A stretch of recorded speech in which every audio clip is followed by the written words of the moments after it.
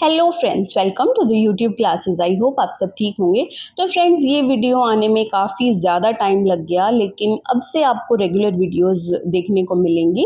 तो मेरे पास काफ़ी कमेंट्स, काफ़ी मैसेज आए थे कि मैम हमारे एग्ज़ाम है तो ये टॉपिक करवाइए, वो टॉपिक करवाइए। तो कंटेम्प्रेरी इंडियन एजुकेशन का जो टॉपिक हमारा ख़त्म होने के बाद हम कौन सा जो टॉपिक है वो स्टार्ट करें, तो आप मुझे कमेंट सेक्शन में बता दीजिएगा, या जिसके एग्ज़ाम्स है वो अपनी डेट शीट मेरे पास टेलीग्राम पर शेयर कर सकते हैं। तो मैं उसके अकॉर्डिंग ही आपको जल्दी से जल्दी जो वीडियोस हैं, जितने भी टॉपिक आपके हैं वो सब कवर करवाने की कोशिश करूँगी। तो आज हम स्टार्ट करते हैं यूनिट सेकंड, अंडरस्टैंडिंग डाइवर्सिटी, जिसमें हम concept nature and types of diversity को पढ़ेंगे, जिसमें हम gender, linguistic, cultural, socio economic और डिसेबिलिटी की बात यहाँ पर करने वाले हैं। तो ये जो हम टॉपिक कवर कर रहे हैं, ये ओल्ड सिलेबस और न्यू सिलेबस दोनों के अकॉर्डिंग ही है। तो ओल्ड सिलेबस भी मैंने इसमें ऐड किया है, और न्यू सिलेबस में जो टॉपिक ऐड हुए हैं वो मैंने यहाँ पर पर्पल कलर से हाईलाइट कर दिए हैं। तो वो जो टॉपिक है वो आपके न्यू सिलेबस के हैं। तो आप जब भी ये वीडियो देखें तो आप अपना सिलेबस साथ में लेकर बैठें। तो जो आपके लिए इम्पोर्टेंट है, जो ज़रूरी है, आप बस उन्हीं चीज़ों को देख सकते हैं। तो इससे जो है आपका टाइम भी वेस्ट नहीं होगा, और आपको जो नहीं पढ़ना वो भी आप स्किप कर सकते हैं। तो अब हम बात करने वाले हैं अंडरस्टैंडिंग डाइवर्सिटी। तो यहाँ पर अंडरस्टैंडिंग डाइवर्सिटी का मतलब होता है विविधता को समझना। तो एक सिंपल सी बात हम देखते हैं कि डाइवर्सिटी होती क्या है, विविधता होती क्या है। तो डाइवर्सिटी का मतलब होता है डिफरेंसेस, यानी कि जैसे कि हम अपनी क्लास में देखते हैं अलग अलग टाइप के बच्चे होते हैं, तो वो हम देखते हैं कि क्लास में भी डाइवर्सिटी हमें यहाँ पर देखने को मिलती है। यानी कि हम सब एक जैसे नहीं होते। हर क्लासरूम, हर स्कूल, हर सोसाइटी में लोग अलग अलग होते हैं। किसी का जेंडर डिफरेंट होता है, किसी की लैंग्वेज, किसी का कल्चर, किसी की इकोनॉमिक कंडीशन और किसी की एबिलिटीज, ये भी डिफरेंट होती हैं। तो इसी को हम कहते हैं डाइवर्सिटी। तो जैसे कि इंडिया जैसी कंट्री की अगर हम बात करें तो यहाँ पर डाइवर्सिटी काफ़ी नेचुरल है, और ये एक प्रॉब्लम नहीं हम इसको कह सकते, बल्कि हम इसको एक स्ट्रेंथ के रूप में ले सकते हैं। जैसे कि हमारे कंट्री में अलग अलग टाइप के लोग रहते हैं, हर स्टेट में ऑलमोस्ट अलग अलग लैंग्वेज बोली जाती हैं, सबकी अपनी अपनी बोलियां भी हैं, अलग अलग कल्चर फॉलो किया जाता है। तो इसी को हम कहते हैं डाइवर्सिटी। तो कॉन्सेप्ट ऑफ डाइवर्सिटी यानी कि विविधता की अवधारणा की बात करें तो डाइवर्सिटी का वही मतलब है कि people are different in many ways. Education में इसका मतलब ये है कि हर स्टूडेंट अपनी यूनिक बैकग्राउंड से आता है, सबका अपना यूनिक एक्सपीरियंस होता है, सबका अपना अलग अलग लर्निंग स्टाइल होता है, सबकी जो एबिलिटीज़ हैं, सीखने की क्षमता है, सीखने का जो पेस है, सबका अलग अलग होता है। तो इसीलिए हम एजुकेशन में एक लाइन भी यूज़ करते हैं कि वन साइज फिट्स ऑल जो है, ये अप्रोच एजुकेशन में काम नहीं करती है, क्योंकि एक जो एक ही तरीके से हर कोई बच्चा नहीं सीख सकता। तो टीचर को हर स्टूडेंट की जो नीड है वो यहाँ पर समझनी होती है, और उसके अकॉर्डिंग ही जो टीचिंग मेथड्स हैं वो यूज़ करने होते हैं। तो यही होती है डाइवर्सिटी यानी कि विविधता। अब नेचर ऑफ डाइवर्सिटी यानी कि विविधता के स्वरूप की बात करें तो यहाँ पर हम बात करते हैं कि जो डाइवर्सिटी का नेचर क्या है, उसकी खासियत क्या है। तो सबसे पहले है कि डाइवर्सिटी इज यूनिवर्सल। डाइवर्सिटी क्या है, सार्वभौमिक है, यानी कि ये हर जगह होती है। कोई भी ग्रुप कंप्लीटली सेम नहीं होता है, हर छोटे से छोटे ग्रुप में जो डाइवर्सिटी है हमें देखने को मिलती है। डाइवर्सिटी इज मल्टी डायमेंशनल, यानी कि बहु आयामी है जो है डाइवर्सिटी, यानी कि सिर्फ एक चीज़ नहीं बल्कि gender, language, culture, caste, religion, ये सभी चीज़ें यहाँ पर इंक्लूड होती हैं। डाइवर्सिटी इज डायनेमिक, यानी कि डाइवर्सिटी गतिशील होती है, टाइम के साथ साथ चेंज होती रहती है, क्योंकि जो पीपल हैं वो माइग्रेट करते हैं, ग्लोबलाइजेशन, टेक्नोलॉजी की वजह से क्या होती है, ये डायनेमिक है यानी कि गतिशील है। अब हम देखते हैं कि diversity is a resource not a problem. तो यही बात है कि डाइवर्सिटी एक रिसोर्स है, संसाधन है, कोई भी समस्या नहीं है। तो अगर हम इस चीज़ का सही से यूज़ करते हैं तो ये क्रिएटिविटी और लर्निंग को भी काफ़ी इम्प्रूव करती है। रिसोर्स कैसे है, अगर किसी ग्रुप की अगर हम बात करते हैं तो वहाँ पर कोई एक बच्चा है वो काफ़ी इंटेलिजेंट है, और कोई जो दूसरा बच्चा है वो किसी और चीज़ में इंटेलिजेंट है, वो गेम्स में हो सकता है, उसका क्रिएटिविटी लेवल अच्छा हो सकता है, कि तो हम इस चीज़ को एक रिसोर्स के रूप में यूज़ कर सकते हैं। Diversity need inclusive approach. तो जो डाइवर्सिटी है वो समावेशी दृष्टिकोण जो है उसको फॉलो करती है वो उसके लिए काफ़ी इम्पोर्टेंट है, यानी कि सबको इंक्लूड करना यहाँ पर ज़रूरी होता है फ्लेक्सिबल टीचिंग और सपोर्टिव एनवायरनमेंट के थ्रू। तो इसीलिए जो क्या है डाइवर्सिटी को इंक्लूसिव अप्रोच की ज़रूरत होती है। ये नहीं कह सकते अगर ग्रुप में अलग-अलग टाइप के बच्चे हैं तो हम उनको बाहर नहीं निकाल सकते, सबको इंक्लूड करने की ज़रूरत जो है वो होती है। अब नेक्स्ट हम बात करते हैं टाइप्स ऑफ डाइवर्सिटी की, यानी कि विविधता के प्रकार की। तो यहाँ पर हम gender diversity, linguistic diversity, cultural diversity, socio economic और इसके अलावा डाइवर्सिटी ड्यू टू डिसेबिलिटी, इन सब चीज़ों की बात करेंगे। तो सबसे पहले हम बात करते हैं जेंडर डाइवर्सिटी की, यानी कि लिंग विविधता की। तो जेंडर डाइवर्सिटी रेफर करती है differences related to gender identity और जेंडर के रोल्स, जेंडर की एक्सपेक्टेशंस जो कि सोसाइटी ने असाइन की हैं। तो समाज ये मानता है कि हमारी सोसाइटी में केवल मेल और फीमेल ये दो ही टर्म्स हैं, लेकिन मॉडर्न अंडरस्टैंडिंग जो है वो इस चीज़ को भी रिकॉग्नाइज करती है कि ट्रांसजेंडर और नॉन बाइनरी आइडेंटिटीज भी समाज में, सोसाइटी में एग्जिस्ट करती हैं। इसके बाद हम देखते हैं कि स्कूल में भी इसका जो इफेक्ट है वो देखने को मिलता है, कहाँ पर पार्टिसिपेशन में, एनरोलमेंट में और सब्जेक्ट चॉइस पर। और गर्ल्स और बॉयज़ के बीच अगर हम इस आइडेंटिटी की बात करें तो गर्ल्स को भी काफ़ी चैलेंजेस फेस करने पड़ते हैं, जैसे कि अर्ली मैरिज, सेफ्टी इशू, घर के काम। ऐसा माना जाता है कि केवल जो घर की लड़कियां हैं वही घर के काम करेंगी। बॉयज़ पर भी इस चीज़ का जो स्ट्रॉन्ग प्रेशर है वो देखने को मिलता है, जैसे कि उनको काफ़ी स्ट्रॉन्ग दिखने का वो होता है कि वो अपना इमोशंस जो है वो ज़्यादा शो नहीं कर सकते।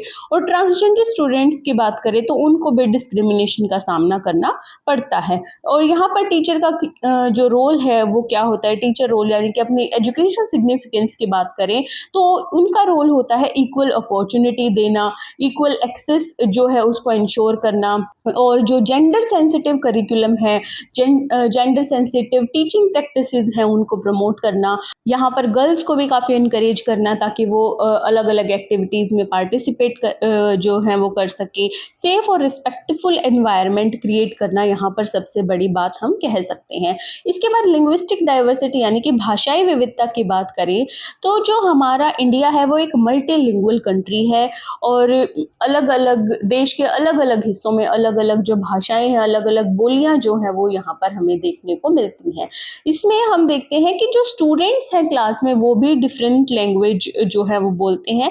तो प्रॉब्लम यहाँ पर क्या होती है कि स्कूल की लैंग्वेज और चाइल्ड की होम लैंग्वेज जो है वो काफ़ी डिफरेंट होती है। इससे लर्निंग में डिफ़िकल्टी आ सकती है, स्पेशली छोटे बच्चों में, क्योंकि जो छोटे बच्चे होते हैं जिनकी भी ग्रोथ हो रही होती है, जिनमें जो लैंग्वेज है वो डेवलप हो रही होती है, तो उनको यहाँ पर प्रॉब्लम थोड़ी फेस करनी पड़ सकती है, क्योंकि स्कूल की जो लैंग्वेज होती है वो थोड़ी जैसे कि अगर हम हिंदी की बात करें, लेकिन उनके घर पर जो है कोई और लैंग्वेज बोली जाती है, तो यहाँ पर बच्चों को थोड़ी प्रॉब्लम फेस करनी पड़ सकती है। लेकिन अगर हम इस चीज़ का सही यूज़ करें तो ये काफ़ी बेनिफिशियल भी हो सकती है। इससे better thinking skill, better communication जो है वो यहाँ पर देखने को मिलती है। इसके बाद हम एजुकेशनल सिग्निफिकेंस की बात करें तो जो टीचर्स हैं उनको क्या करना चाहिए कि मदर टंग का भी थोड़ा थोड़ा यूज़ करें अर्ली एजुकेशन में। उसके अलावा बाइलिंगुअल जो टीचिंग है उस चीज़ का यूज़ करें, और किसी की लैंग्वेज का मजाक ना बनाएं। ये भी जो चीज़ है टीचर को ध्यान में रखनी चाहिए। कल्चरल डाइवर्सिटी यानी कि सांस्कृतिक विविधता की बात करें तो इसका मतलब होता है कि different tradition, different festival, different food, different dress और डिफरेंट बिलीफ जो है वो यहाँ पर देखने को मिलते हैं अलग अलग लोगों के। तो हर स्टूडेंट अपने कल्चर के साथ क्लास में आता है। प्रॉब्लम तब होती है कि जब स्कूल सिर्फ एक डोमिनेंट कल्चर को फॉलो करता है, बाकी स्टूडेंट्स को इग्नोर कर देता है। तो इससे क्या होता है, बच्चों में लो कॉन्फिडेंस देखने को मिलता है, फीलिंग ऑफ आइसोलेशन देखने को मिलता है। और यहाँ पर एजुकेशनल सिग्निफिकेंस में टीचर का रोल क्या हो सकता है, टीचर क्या कर सकता है कि जो डाइवर्स कल्चरल पर्सपेक्टिव है करिकुलम में उस चीज़ को इंक्लूड करे। उसके अलावा लर्नर्स का जो कल्चरल आइडेंटिटी है, उनकी प्रैक्टिसेस हैं, उनकी रिस्पेक्ट करे और स्टीरियोटाइप्स को अवॉइड करे। सभी बच्चों को एक साथ लेके चले और म्यूचुअल रिस्पेक्ट, टॉलरेंस और सोशल हार्मनी जो है ऐसी चीज़ों को प्रमोट करे। उसके बाद हम बात करते हैं सोशो इकोनॉमिक डाइवर्सिटी की, यानी कि सामाजिक आर्थिक विविधता की। तो इसमें ये होता है कि जो फैमिली की इनकम है, फैमिली बैकग्राउंड है, रिसोर्सेज हैं, एजुकेशन लेवल जो फैमिली का, ये सभी डिफरेंस यहाँ पर देखने को मिलते हैं। पुअर बैकग्राउंड के स्टूडेंट्स को काफ़ी प्रॉब्लम होती है क्योंकि उनको poverty, lack of support, child labour, poor health, ये सब चीज़ें फेस करनी पड़ती हैं। तो इसका जो इम्पैक्ट होता है उनकी अटेंडेंस, परफॉर्मेंस, जो ड्रॉप आउट रेट होता है बच्चों का, उस पर पड़ता है। ऐसे में जो टीचर है वो क्या कर सकता है, ऐसे में टीचर या फिर स्कूल है वो बच्चों को scholarship, books, mid day meal ये सब प्रोवाइड कर सकते हैं। रेमेडियल टीचिंग जो है वो फॉलो कर सकते हैं। सपोर्टिंग और नॉन डिस्क्रिमिनेटरी क्लासरूम जो है, ऐसा एनवायरनमेंट क्रिएट कर सकते हैं। यहाँ पर हम एग्जाम में एक चीज ऐड कर सकते हैं कि इस जो सोशियो इकोनॉमिक डाइवर्सिटी है, यहाँ पर इक्वालिटी नहीं, इक्विटी काफी जरूरी है। यानी कि सबको सेम नहीं बल्कि उनकी नीड के अकॉर्डिंग जो सपोर्ट है वो टीचर प्रोवाइड कर सकता है।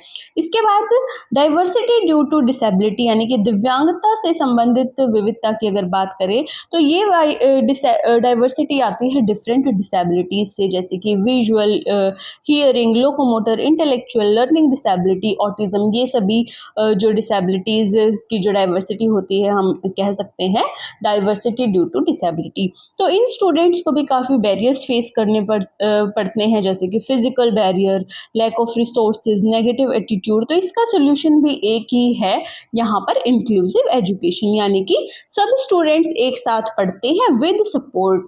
तो यहाँ पर एजुकेशनल सिग्निफिकेंस में हम लिख सकते हैं कि इंक्लूसिव एजुकेशन प्रैक्टिसेस फॉलो की जाएं, असिस्टिव डिवाइस और अडेप्टेड जो टीचिंग मेथड्स हैं उनका यूज़ किया जाए, आईईपीज डेवलप की जाए, पॉजिटिव एटीट्यूड बच्चों के तरफ टीचर का हो, और जो टीचर ये भी सुनिश्चित कर सकता है कि ऐसा ही पॉजिटिव एनवायरनमेंट वो अपनी क्लास में भी रखे। तो यहाँ पर हम कंक्लूजन में लिख सकते हैं कि डाइवर्सिटी कोई प्रॉब्लम नहीं होती है बल्कि ये एक स्ट्रेंथ होती है। तो यहाँ पर कंक्लूजन में हम लिख सकते हैं कि अंडरस्टैंडिंग डाइवर्सिटी जो है वो काफ़ी इम्पॉर्टेंट हो सकता है इंक्लूसिव एनवायरनमेंट को क्रिएट करने में और डेमोक्रेटिक इकोसिस्टम को क्रिएट करने में। इसके अलावा अगर हम डाइवर्सिटी को एक्सेप्ट करते हैं, रिस्पेक्ट करें और सेलिब्रेट करें तो हम एक इंक्लूसिव और इक्वल एजुकेशन सिस्टम जो है वो बना सकते हैं। तो यहाँ पर टीचर का रोल भी काफ़ी ज़्यादा इम्पॉर्टेंट हो जाता है क्योंकि वही है जो क्लास को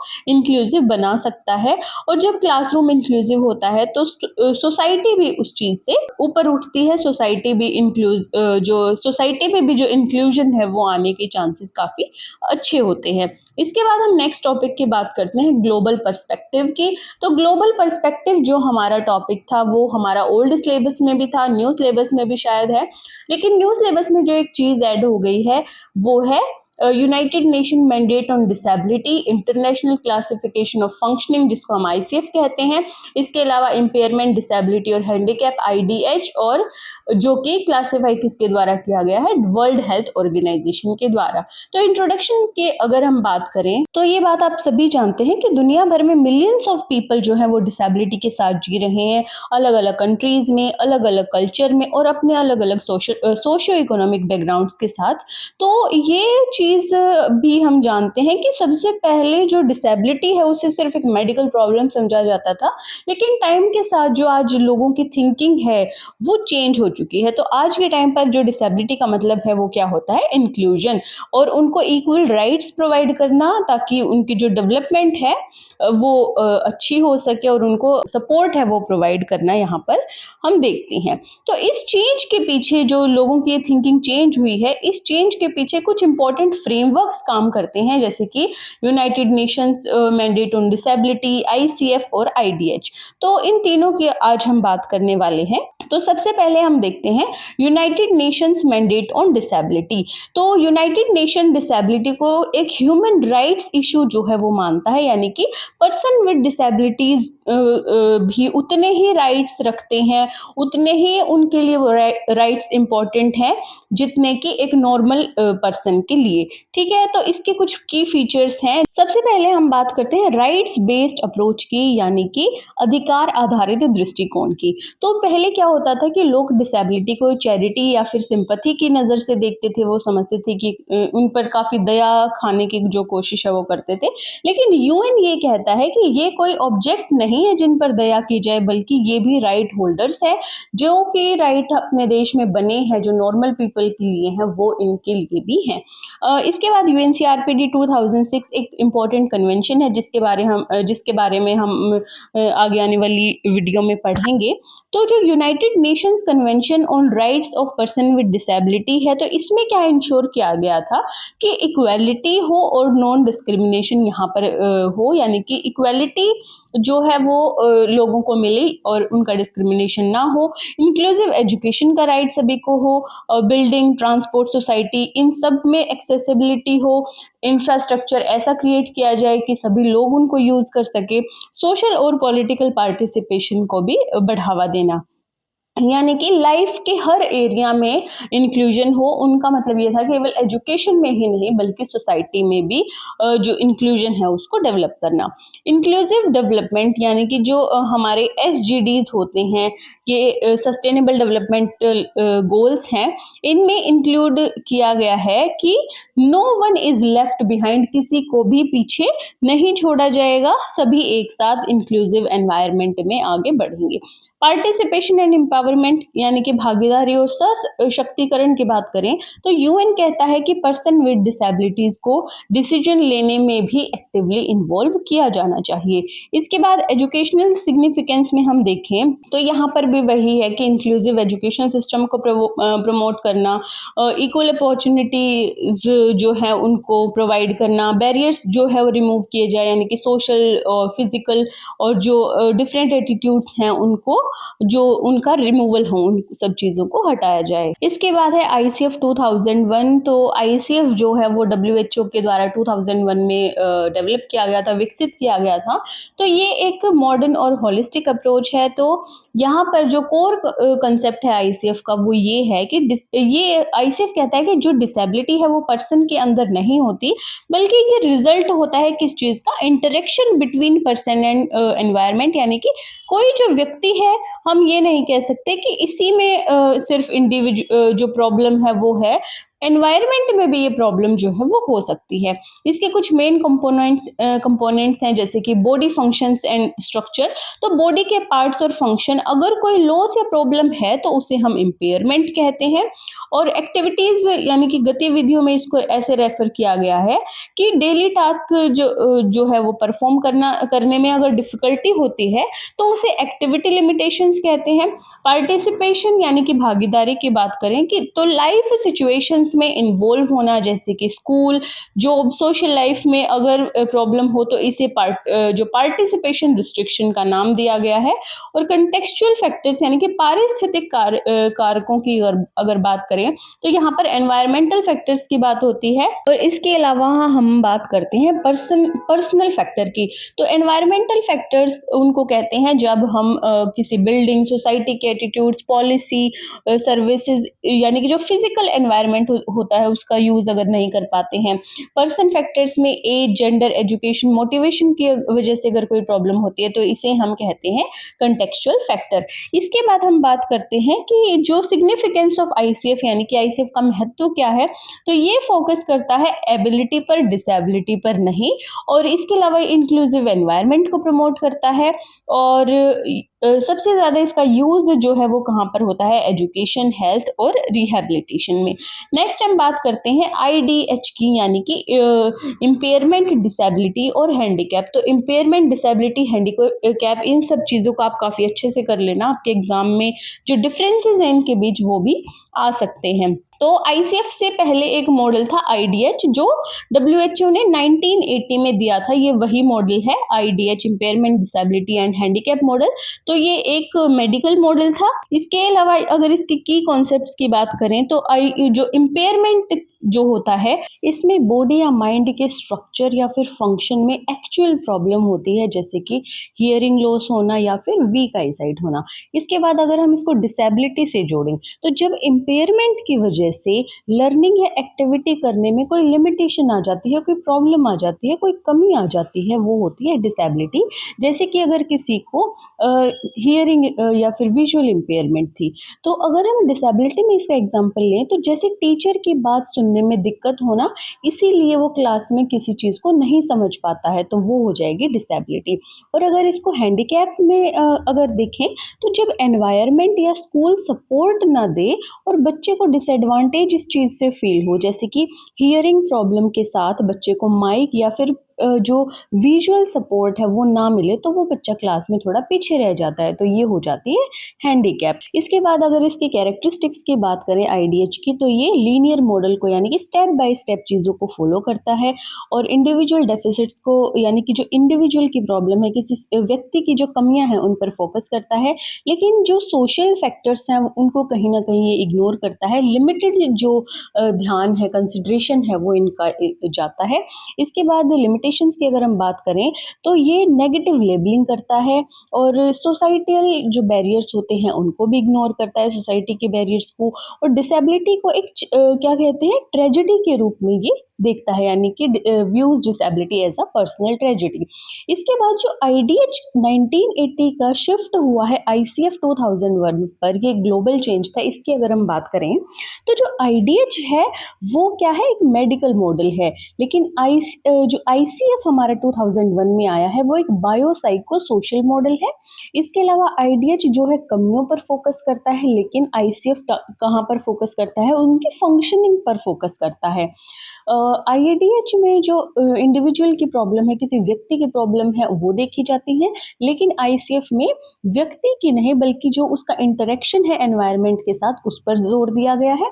आईडीएच में हैंडीकैप को एम्फेसाइज किया गया है, यानी कि हैंडीकैप चीज़ पर ज़्यादा जोर डाला गया है, लेकिन आईसीएफ में पार्टिसिपेशन पर ज़्यादा जो फोकस है वो किया गया है। ठीक है, इसके बाद हम लास्ट में देखते हैं कि जो ये शिफ्ट है ये प्रोग्रेसिव ग्लोबल अंडरस्टैंडिंग को रिफ्लेक्ट करता है, यानी कि जो डिसेबिलिटी है ये सिर्फ इम्पेयरमेंट के बारे में नहीं है, बल्कि इस चीज़ के बारे में है कि कैसे जो ह्यूमन डाइवर्सिटी है वो सोसाइटी में रिफ्लेक्ट करती है, कैसे सोसाइटी को रिस्पोंड करती है। ठीक है, इसके बाद हम कंक्लूजन की अगर बात करें तो कंक्लूजन में भी यही बताया गया है कि जो ये एक आईडीएच का जो शिफ्ट है आईसीएफ में, ये एक यूनाइटेड नेशन की अप्रोच है और ये बताते हैं कि जो डिसेबिलिटी की अंडरस्टैंडिंग है वो कैसे इवोल्व हुई है। जैसे पहले मेडिकल प्रॉब्लम थी, अब जो ह्यूमन राइट्स और इंक्लूजन का इशू ये बन गया है। आज के टाइम में जो फोकस है वो इक्वालिटी, पार्टिसिपेशन, डिग्निटी, इंक्लूजन, इस सब पर शिफ्ट हो गया है। और एजुकेशन का जो रोल है वो भी यहाँ पर काफ़ी इम्पॉर्टेंट है, क्योंकि ऐसा मानना जाता है कि अगर स्कूल इंक्लूसिव होगा, स्कूल से ये चीज़ें एक्सेप्ट होनी स्टार्ट होंगी, तो धीरे धीरे ये सोसाइटी पर भी अपना जो पॉजिटिव इम्पैक्ट है वो डालेंगी। तो इसके बाद हम जो नेक्स्ट बात करते हैं, diversity in learning and play addressing diverse learning needs. इस टॉपिक में हम देखते हैं कि जो इसके बाद जो ये diversity and learning attributes to diversity in learning, embracing diversity in schools, equity and inclusion, ये न्यू सिलेबस में ऐड हुआ टॉपिक है। तो सबसे पहले हम इंट्रोडक्शन की बात करते हैं। तो इंट्रोडक्शन में हम देखते हैं कि सबसे पहले एक सिंपल सी बात समझते हैं कि हर जो बच्चा होता है वो अलग अलग होता है। जैसे कि कोई फास्ट लर्नर होता है, कोई स्लो लर्नर होता है, कोई गेम से सीखता है, कोई रीडिंग से सीखता है, कोई अपने आप को ग्रुप में कंफर्टेबल फील करता है, तो कोई खुद को रिप्रेजेंट करने में यानी कि अकेले रिप्रेजेंट करने में, इंडिविजुअल वर्क में खुद को कंफर्टेबल फील करता है।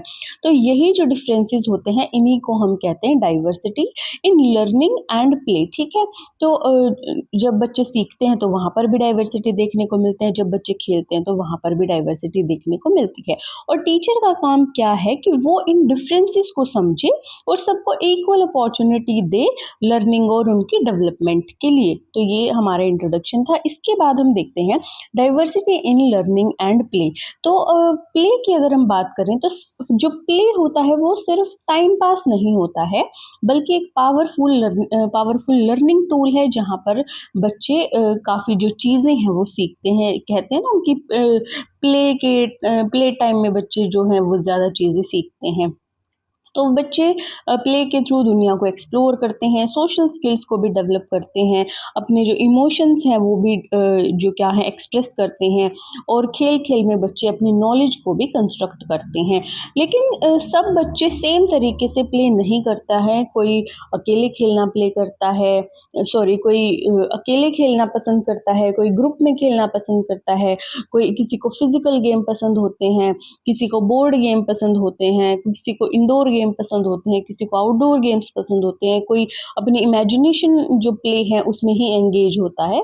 तो सभी जो है वो अलग-अलग प्ले करना पसंद करते हैं, और जो बच्चे विद डिसेबिलिटीज़ होते हैं वो प्ले में अलग-अलग तरीके से पार्टिसिपेट करते हैं।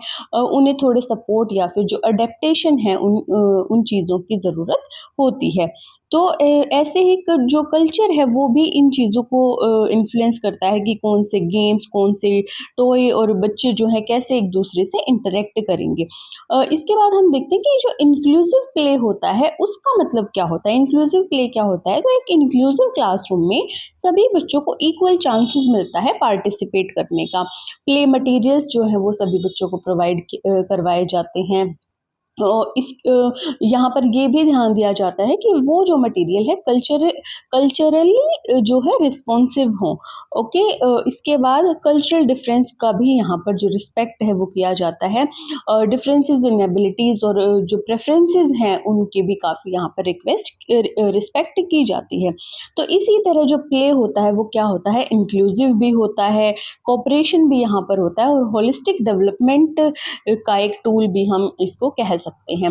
एड्रेसिंग डाइवर्स लर्निंग नीड्स में हम देखते हैं कि टीचर कैसे इस डाइवर्सिटी को हैंडल करता है। यहाँ पर हम इस चीज़ को देखते हैं कि इस चीज़ को हैंडल करने में काफ़ी जो प्लानिंग है, फ्लेक्सिबिलिटी है और सेंसिटिविटी है टीचर्स के द्वारा वो जो है दिखाई जाती है।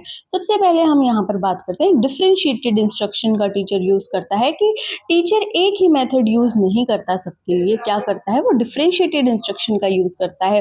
कंटेंट, प्रोसेस और असेसमेंट को एडजस्ट करता है कि कैसे एडजस्ट करता है, बच्चों की नीड्स के अकॉर्डिंग कि किसको किस चीज़ की नीड है। Child centred and play based learning की अगर बात करें तो लर्निंग बोरिंग नहीं होनी चाहिए। लर्निंग बोरिंग कैसे नहीं होती है, जब हम उसको रियल लाइफ से कनेक्ट करते हैं, बच्चों को एंगेज करते हैं और वहाँ पर एक्टिविटीज़ को जो है ऐड करते हैं।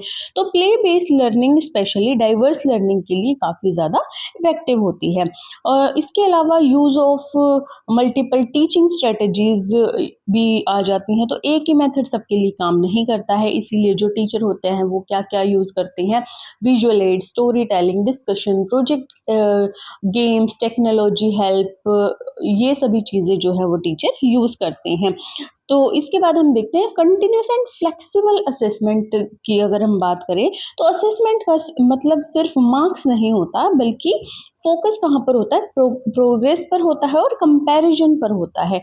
तो जो अल्टरनेटिव मेथड्स इसके क्या हो सकते हैं, पोर्टफोलियो हो सकता है, ऑब्जर्वेशन हो सकता है, एक्टिविटीज़ में टीचर बच्चे को ऑब्जर्व कर सकता है। सपोर्ट सिस्टम की अगर हम बात करें तो सपोर्ट सिस्टम में पेरेंट्स के साथ, special educator, counsellor, community resource, इन सब के साथ क्या होता है, कोलैबोरेशन होता है। ये सभी मिलकर एक सपोर्ट सिस्टम बनाते हैं। नेक्स्ट हम बात करते हैं डाइवर्सिटी एंड लर्निंग की। तो अब स्पेशली लर्निंग की डाइवर्सिटी समझते हैं कि हर बच्चा अलग अलग तरीके से सीखता है। कोई विजुअली लर्नर होता है, कोई ऑडिटरी लर्नर होता है, या फिर कोई काइनेस्थेटिक लर्नर होता है। तो सभी बच्चे अलग अलग चीज़ों से अलग अलग तरीके से सीखते हैं। तो यहाँ पर जो मोटिवेशन है, प्रायर एक्सपीरियंस है, कॉग्निटिव एबिलिटीज़ हैं, ये भी अपना काफ़ी ज़्यादा रोल जो है वो प्ले करती हैं। तो इसमें हम कह सकते हैं कि कोई रीडिंग से ज़्यादा अच्छा समझ पाता है, कोई गेम या रोल प्ले से ज़्यादा अच्छे से समझ पाता है, कोई डिस्कशन से ज़्यादा अच्छे से समझ पाता है। और डिफरेंसेस यहीं तक नहीं होते, ये जो हमने पहले भी बात की है कि diversity, language background, disability, emotional behaviour, ये सभी चीज़ें जो हैं हम डाइवर्सिटी में देखते हैं हैं और ये सभी चीज़ें जो है वो लर्निंग को इफ़ेक्ट भी करती हैं। तो इसीलिए टीचर्स को ये देखना चाहिए कि ज़्यादा रिजिड मेथड्स का यूज़ ना करें, बल्कि फ्लेक्सिबल और लर्नर सेंटर्ड अप्रोच का टीचर यहाँ पर यूज़ करें। नेक्स्ट हम बात करते हैं एट्रीब्यूशंस टू डाइवर्सिटी इन लर्निंग, यानी कि अधिगम में विविधता के कारण क्या हैं। तो इसमें सबसे पहले आता है बायोलॉजिकल एंड डेवलपमेंटल फैक्टर। तो हर बच्चे का जो डेवलपमेंट है वो कैसा होता है, डिफरेंट होता है। सबकी physical growth, brain development, sensory abilities क्या होती हैं, सबकी अलग अलग होती हैं। तो डिसेबिलिटी या फिर गिफ्टेडनेस भी लर्निंग को अफेक्ट करती है, यहाँ पर हम कह सकते हैं। इसके बाद सोशो कल्चरल फैक्टर्स की बात करें तो फैमिली वैल्यूज, कम्युनिकेशन, बिहेवियर, ये सभी चीज़ें भी जो कल्चर को इन्फ्लुएंस करती हैं।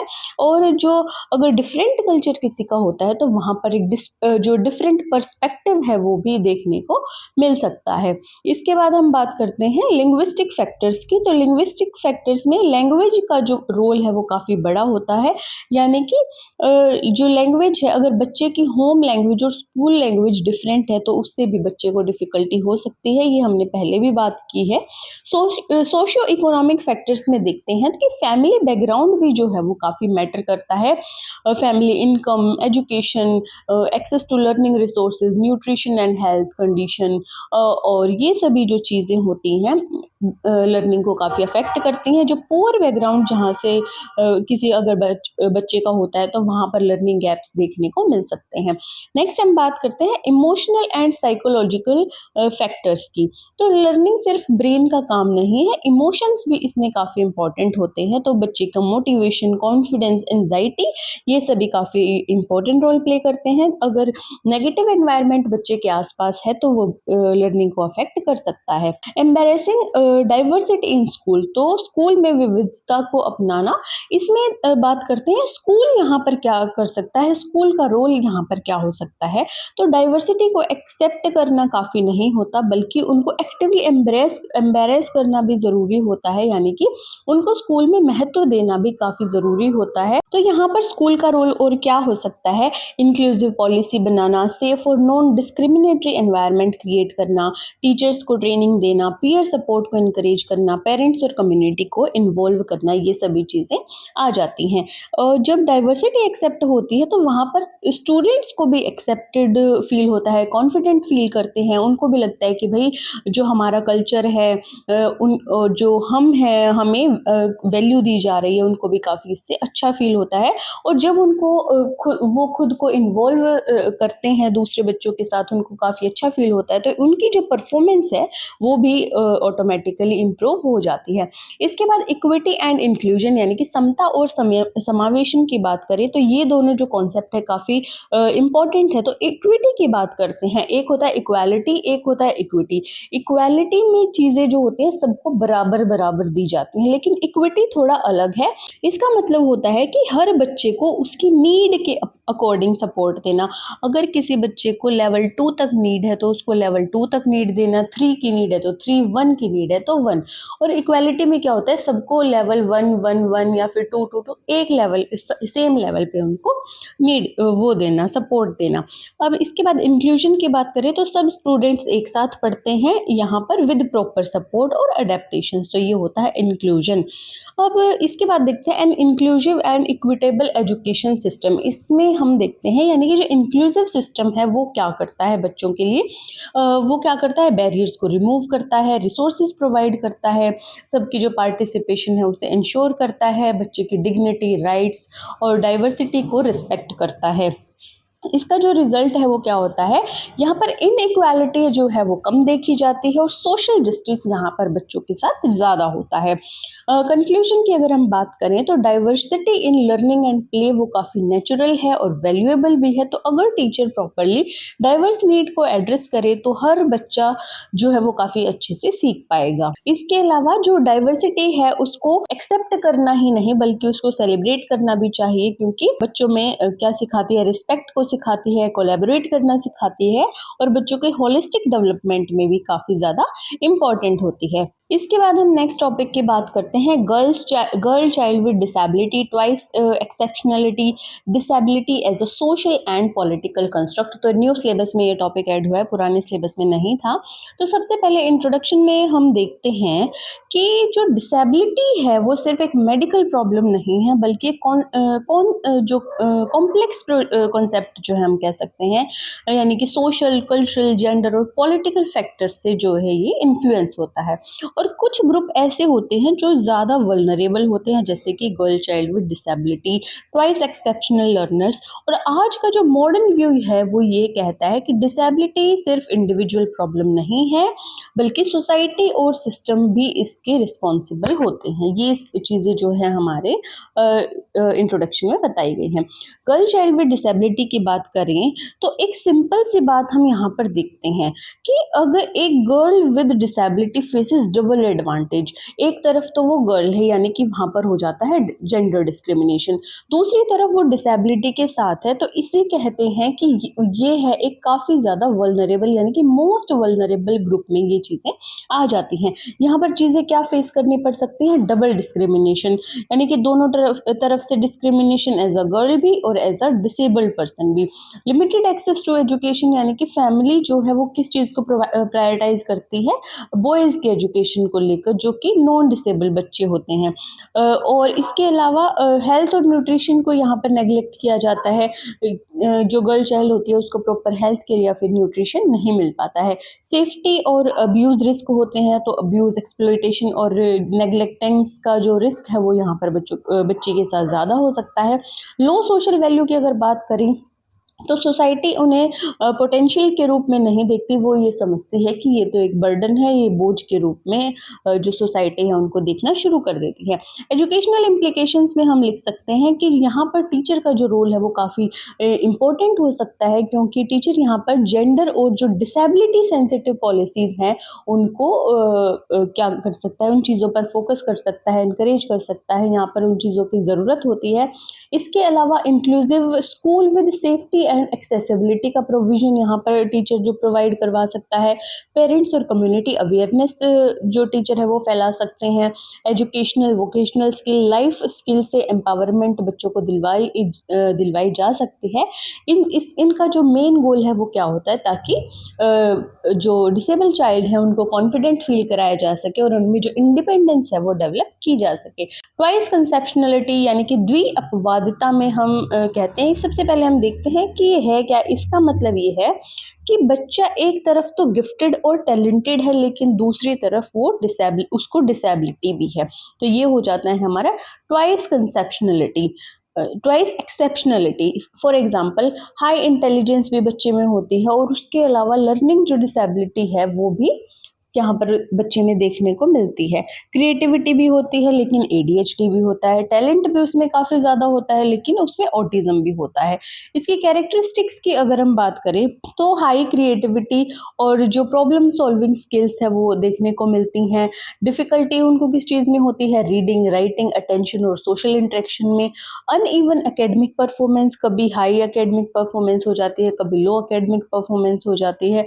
फ्रस्ट्रेशन भी देखने को मिलती है, low self esteem, emotional stress भी यहाँ पर देखने को मिलता है। चैलेंजेस कौन कौन से यहाँ पर देखने को मिल सकते हैं, जो इन्हें सिर्फ वीक या एवरेज समझा जाता है, वो टैलेंटेड है, इंटेलिजेंट है, फिर भी ये एक मिस आइडेंटिफिकेशन रहती है कि ये बच्चा तो डिसेबल है, एवरेज है, वीक है, और उन्हें जो क्या कहते हैं प्रॉपर असेसमेंट टूल्स की कमी हो सकती है। टीचर की जो अवेयरनेस है वो कम होती है, करिकुलम बच्चों के लिए फ्लेक्सिबल नहीं होता है। एजुकेशनल सिग्निफिकेंस की अगर यहाँ पर देखें, एजुकेशनल इम्प्लीकेशंस की बात करें तो इसके लिए स्पेशल अप्रोच जो है वो होनी चाहिए। इंडिविजुअलाइज्ड और डिफरेंशिएटेड इंस्ट्रक्शन का यूज़ किया जाना चाहिए। स्ट्रेंथ बेस्ड अप्रोच फॉलो की जानी चाहिए, वीकनेस पर नहीं, यानी कि जो उनकी स्ट्रेंथ है उस पर फोकस करना चाहिए। फ्लेक्सिबल करिकुलम, असेसमेंट मेथड्स का यूज़ होना चाहिए। टीचर ट्रेनिंग यहाँ पर काफ़ी ज़्यादा इंपॉर्टेंट रोल प्ले कर सकती है। इसके बाद हम देखते हैं disability as a social and political construct. तो सामाजिक और राजनीतिक संरचना के रूप में दिव्यांगता में हम देखते हैं कि पहले ये सोचा जाता था कि डिसेबिलिटी है तो ये किसी एक इंडिविजुअल की प्रॉब्लम है, बच्चे की प्रॉब्लम है कि वो डिसेबल है, लेकिन अब ये समझा जाता है कि इस डिसेबिलिटी के लिए सोसाइटी भी रिस्पॉन्सिबल है। तो सोशल कंस्ट्रक्ट ऑफ डिसेबिलिटी में सोसाइटी का रोल काफ़ी बड़ा है। तो डिसेबिलिटी जब क्रिएट होती है तो बिल्डिंग एक्सेसिबल नहीं होती, और टीचिंग मेथड्स जो हैं वो रिजिड होते हैं, नेगेटिव एटीट्यूड्स और स्टीरियोटाइप्स देखने को मिलते हैं, सोशल एक्सक्लूजन भी यहाँ पर जो है वो ज़्यादा दिखाई देता है। तो जैसे कि हमने आईसीएफ मॉडल में बात की थी कि वो एनवायरनमेंट और इंटरेक्शन पर फोकस करते हैं, तो यही चीज़ यहाँ पर भी लागू होती है। तो सोसाइटी का भी इस चीज़ में बहुत बड़ा रोल है डिसेबिलिटी को कंस्ट्रक्ट करने में, क्योंकि उनके लिए जो इंफ्रास्ट्रक्चर है वो अच्छा नहीं है। इसके बाद हम कह सकते हैं कि प्रॉब्लम पर्सन में नहीं बल्कि एनवायरनमेंट में है।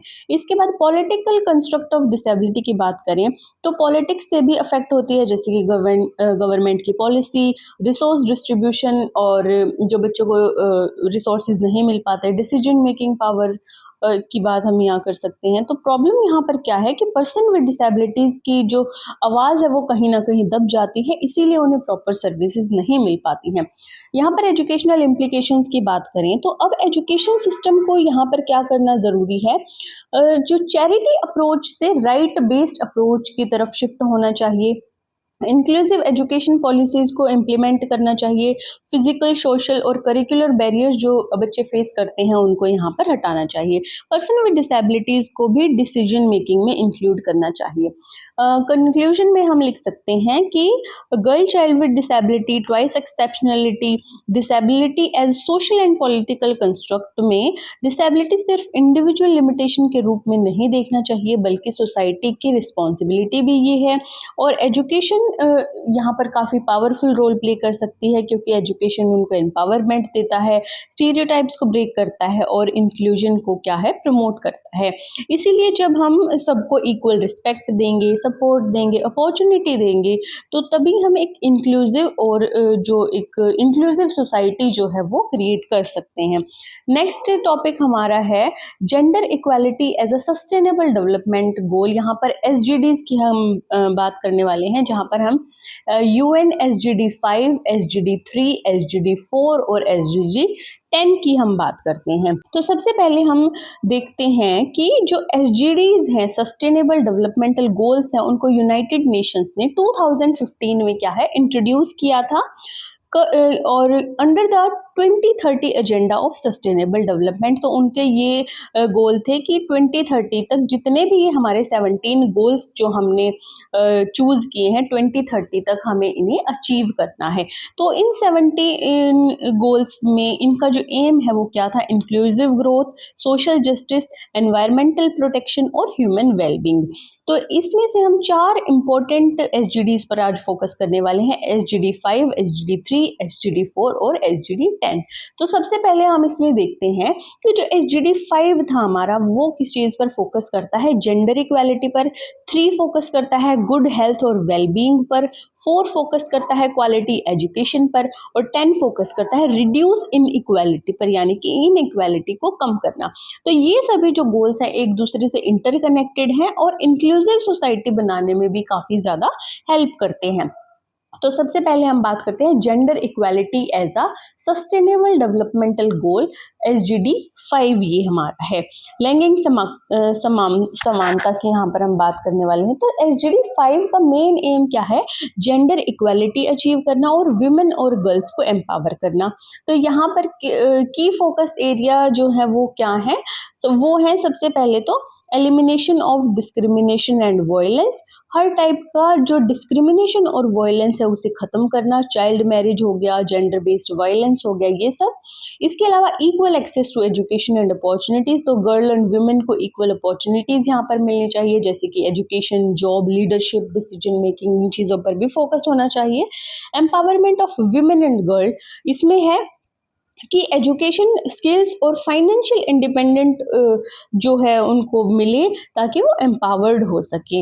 इसके अलावा gender equality and sustainable development की बात करें तो जब वुमेन एम्पावर होती हैं तो इससे क्या होता है, फैमिली हेल्दी होती है, फैमिली के जो बच्चों के साथ रिलेशनशिप्स हैं वो बेटर होते हैं, यहाँ पर बच्चे जो हैं काफ़ी अच्छे से एजुकेटेड होते हैं, सोसाइटी भी इस चीज़ से क्या है, स्ट्रॉन्ग होती है। तो इसलिए जो SGD 5 है वो सिर्फ एक गोल नहीं है और सभी SGDs को अचीव करने का एक बेस है। इसके बाद हम देखते हैं good health and wellbeing as a sustainable developmental goal. यहाँ पर SGD 3 की अगर हम बात करते हैं तो ये इसका एम क्या है, हेल्दी लाइफ को इंश्योर करना और वेलबींग प्रमोट करना। यहाँ पर जो की फोकस एरिया है वो कौन कौन से हैं, सबसे पहले है access to quality health care, सबको अफोर्डेबल और क्वालिटी हेल्थ केयर यहाँ पर मिले, जैसे कि मैटरनल, चाइल्ड और mental health, prevention of disease यानी कि जो डिजीज है उनसे प्रिवेंट हो, वैक्सीनेशन अच्छे से हो, डिजीज के लिए अवेयरनेस फैलाई जाए, न्यूट्रिशन और हेल्दी लाइफस्टाइल से डिसीजेस को कंट्रोल करना, ये सब चीज़ें यहाँ पर आ जाती हैं। मेंटल हेल्थ एंड वेलबींग में भी ये भी उतनी ही इम्पॉर्टेंट है जितनी की फिजिकल हेल्थ होती है हमारी। तो आजकल हम देखते हैं कि जो मेंटल हेल्थ है उस पर काफ़ी ज़्यादा जोर दिया जा रहा है, तो ये भी उनके गोल में से एक है। इसके अलावा हेल्थ एंड डेवलपमेंटल लिंक में तो हेल्दी पर्सन जो है वो किसे माना जाना चाहिए, जो एक बेटर लर्नर हो, एक प्रोडक्टिव सिटीजन हो। तो इसीलिए हेल्थ भी एक जो बेसिक ह्यूमन राइट है और डेवलपमेंट के लिए काफ़ी ज़रूरी है। अब SGD 4 यानी कि क्वालिटी एजुकेशन, SGD 4 की अगर हम बात करें तो इसका जो मेन एम है इंक्लूसिव, इक्विटेबल और इक्वालिटी एजुकेशन सबके लिए प्रोवाइड करना, ये इनका एम है। ये सबसे ज़्यादा फोकस करते हैं इंक्लूसिव और इक्विटेबल एजुकेशन पर। गर्ल एजुकेशन हो गई, चिल्ड्रन विद डिसेबिलिटी एजुकेशन हो गई, मार्जिनलाइज्ड ग्रुप के लिए एजुकेशन हो गई। इसके अलावा क्वालिटी लर्निंग आउटकम्स, तो ये मानते हैं कि सिर्फ स्कूल जाना ही इनफ नहीं होता, बल्कि स्कूल जाकर वहाँ पर सीखना यानी कि मीनिंगफुल लर्निंग जो है वो काफ़ी ज़्यादा ज़रूरी होता है, जैसे कि उनके लिए एक करिकुलम अच्छा बनाया जाए, टीचर भी ट्रेन हो, एनवायरनमेंट भी काफ़ी सपोर्टिव हो। लाइफ लॉन्ग लर्निंग अपॉर्चुनिटीज़ में देखते हैं कि जो लर्निंग है वो स्कूल तक लिमिटेड नहीं होती, बल्कि एक लाइफ लॉन्ग प्रोसेस है, वो ये मानते हैं। इसके अलावा education as an agent of social change, जो एजुकेटेड अगर कोई पर्सन होगा तो वो सोसाइटी में एक चेंज लाने का काम करता है, एक एजेंट की तरह वो काम करता है। एजुकेशन क्रिटिकल थिंकिंग, इक्वालिटी और डेमोक्रेटिक वैल्यूज जो हैं उन सब चीज़ों को प्रमोट करती हैं। अब SGD 10 यानी कि इसमें हम रिड्यूस्ड इनइक्वालिटी की बात करते हैं। इनका एम जो है कंट्रीज़ के अंदर और कंट्रीज़ के बीच इनइक्वालिटी को रिड्यूस करना। यहाँ पर की फोकस एरिया कौन कौन से हैं, सोशल और इकोनॉमिक इंक्लूजन, सबको यानी कि इंक्लूड करके रखना, चाहे उनकी कोई भी एज हो, जेंडर कोई भी हो, डिसेबिलिटी हो या ना हो, इकोनॉमिक स्टेटस कैसा हो, सबको एक साथ इंक्लूड करके रखना। Equal opportunities and fair policy, तो सभी के लिए फेयर पॉलिसी हो, फेयर वेजेस हो, सोशल प्रोटेक्शन और इंक्लूसिव पॉलिसीज़ बनाई जाएं। एड्रेसिंग मार्जिनलाइजेशन, तो स्पेशल फोकस होना चाहिए वल्नरेबल ग्रुप्स पर, जैसे कि पर्सन विद डिसेबिलिटी है, गर्ल चाइल्ड विद डिसेबिलिटी है, माइग्रेंट्स है, पुअर कम्युनिटीज़ हैं, इन पर जो स्पेशल फोकस है वो होना चाहिए। Reducing inequality for sustainable growth, इसमें आ जाता है कि जब इनइक्वालिटी कम होती है तो सोसाइटी भी स्टेबल हो जाती है, इकोनॉमी भी ग्रो करती है और डेमोक्रेसी जो है इससे वो भी स्ट्रॉन्ग होती है। इसके बाद हम SGD 3, 4, 5, 10 की इंटरकनेक्शन की अगर हम बात करें तो अगर हेल्थ अच्छी होती है तो लर्निंग बेटर होती है, अगर जो लर्निंग है वो बेटर होती है तो एम्पावरमेंट इससे आती है, जेंडर इक्वालिटी यहाँ पर देखने को मिलता है, और जेंडर अगर इक्वालिटी अगर होगी तो रिड्यूस्ड इनइक्वालिटी तो अपने आप ही हो जाती है। तो कंक्लूजन में हम देख सकते हैं कि gender equality, good health, quality education, reduced equality, ये सब मिलकर क्या करते हैं, ह्यूमन सेंटर्ड डेवलपमेंट का बेस बनाते हैं, और इनका मेन फोकस क्या है, इंक्लूजन, इक्विटी, एम्पावरमेंट। और ये गोल्स कब अचीव होंगे, जब हर इंडिविजुअल को इक्वल अपॉर्चुनिटी मिलेंगी, सोसाइटी फेयर बनेगी और फ्यूचर सस्टेनेबल जब होगा तो ये जो गोल्स हैं हम अचीव कर सकते हैं। तो सस्टेनेबल जो डेवलपमेंट है वो तभी पॉसिबल होता है जब डेवलपमेंट के बेनिफिट सभी तक पहुंचते हैं।